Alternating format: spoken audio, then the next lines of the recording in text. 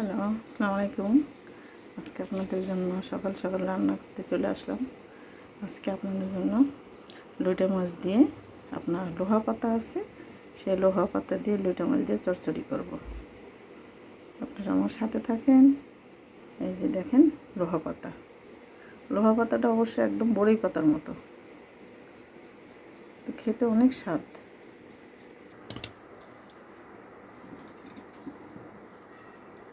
এটার ভিতরে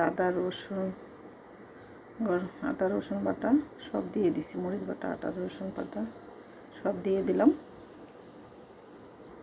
হলুদের গুঁড়া, তেল পরিমাণ মতো, লবণ পরিমাণ মতো, স্বাদ মতো লবণ দিতে হবে। ধনে পাতা,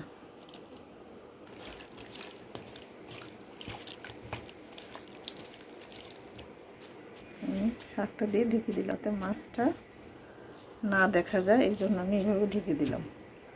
শাকটা যখন হয়ে যাবে তখন একদম মিশে যাবে।